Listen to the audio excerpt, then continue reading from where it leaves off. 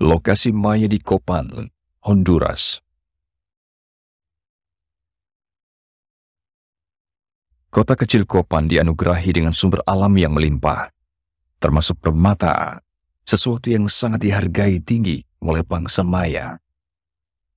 Di abad ke-8 Masehi, Copan mengeksploitir sumber-sumber alam ini yang memungkinkan penduduk Maya untuk berdagang dan membentuk aliansi dengan suku-suku dan komunitas-komunitas lain dari daerah yang berbeda. Sisa-sisa Copan kuno terletak di perbatasan ke dalam tenggara daerah yang pernah diduduki bangsa Maya, yang di zaman modern sekarang adalah Honduras. Ini merupakan kota di bagian paling timur dari kerajaan Maya. Copan dinyatakan sebagai warisan dunia oleh UNESCO pada tahun 1980. Bangsa Maya sudah membuktikan bahwa mereka sudah mengembangkan bahasa mereka ke sistem penulisan yang maju. Karena sistem bangsa Maya tergeser dari huruf alfabet Latin, para peneliti bekerja lama dan keras untuk mengidentifikasi maksud-maksud yang akan membantu menguraikan maksudnya. Ini adalah tangga hieroglifik Copan. Patung-patung besar tersusun di sepanjang tangga yang terentang kira-kira 30 meter atau 100 kaki.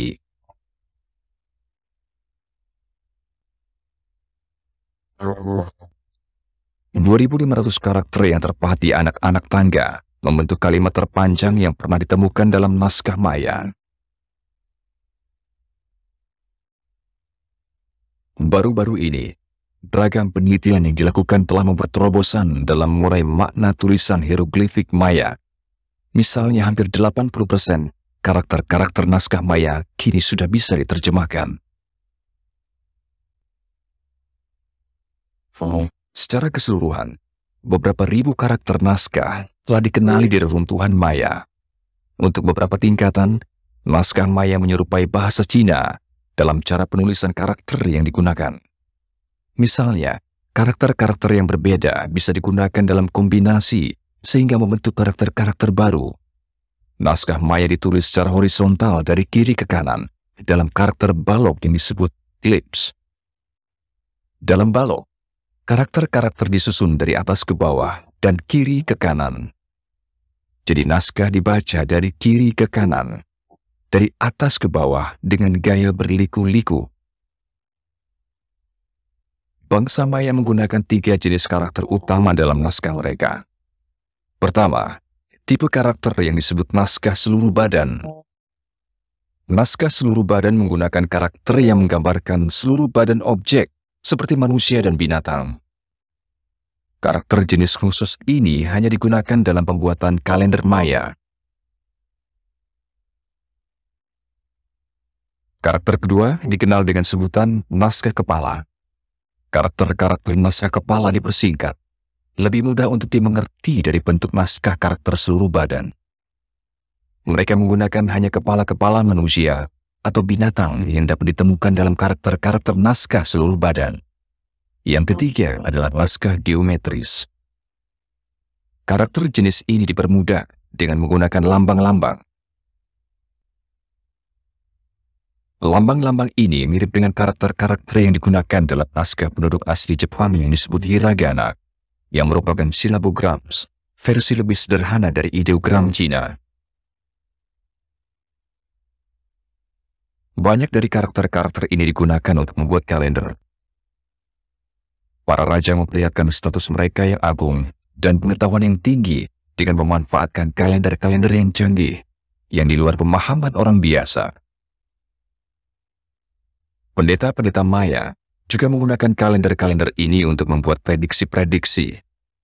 Penelitian baru-baru ini menunjukkan bahwa bangsa Maya bergantung pada observatorium astronomi untuk memperkirakan kondisi-kondisi yang baik, misalnya menentukan kapan saat yang terbaik untuk mempersiapkan kampanye militer atau memulai serangan dalam pertempuran.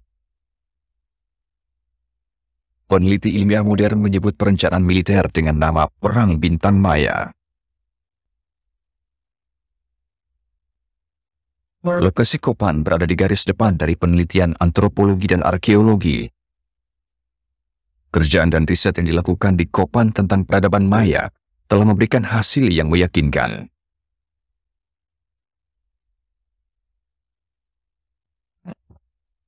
Ini adalah kuil ke-20.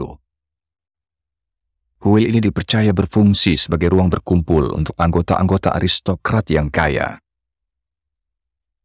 Pekerjaan perbaikan sedang dilakukan untuk merekonstruksi kuil ini di lokasi Museum Kopan, dengan tujuan menciptakan kembali dan memeliharanya dalam bentuk aslinya.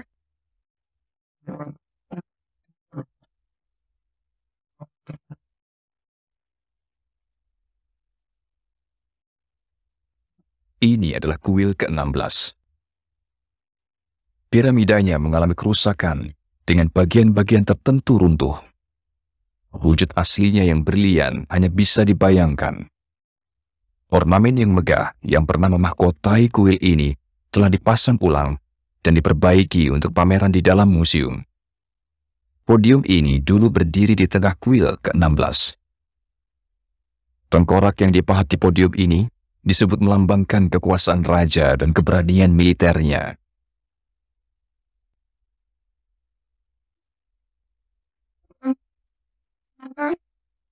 Penemuan yang mengejutkan dilakukan di bawah kuil ini.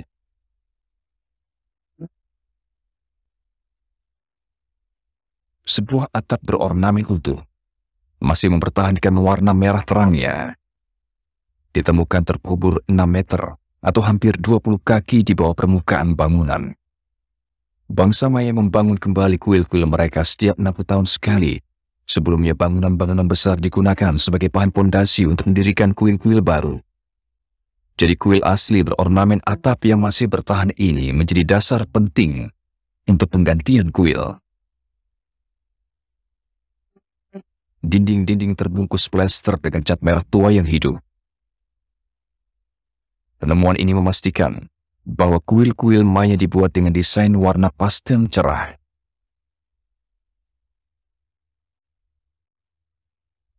Ada sebuah legenda Kopan bahwa ada seekor rusa putih yang muncul sebagai dewa yang melindungi kota. Rusa ini bisa dilihat dari berlari-lari dengan cepat di antara runtuhan bangunan. Kera ini bernama Panco, disebut sebagai penjaga sang rusa, yang menampakkan dirinya hanya pada malam hari ketika melakukan patroli. Jika sang kera sudah yakin semua bangunan dalam kondisi aman, ia akan istirahat di salah satu monumen yang kosong.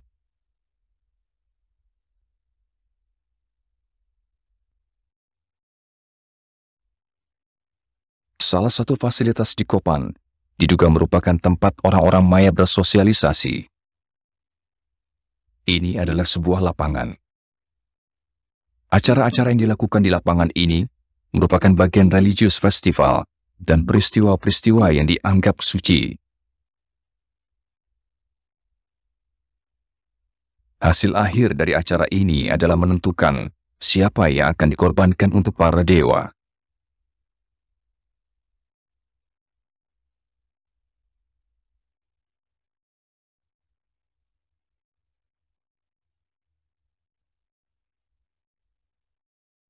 Altar yang belum selesai ini merupakan salah satu penemuan yang berharga di Kopan. Karena altar ini menjelaskan tentang sejarah orang-orang yang sukar dimengerti ini.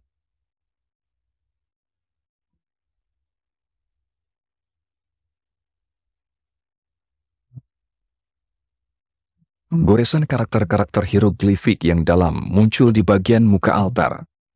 Meskipun pekerjaan batu tersebut belum selesai, seniman yang mengerjakan altar ini meninggalkan petunjuk sejarah yang sangat penting.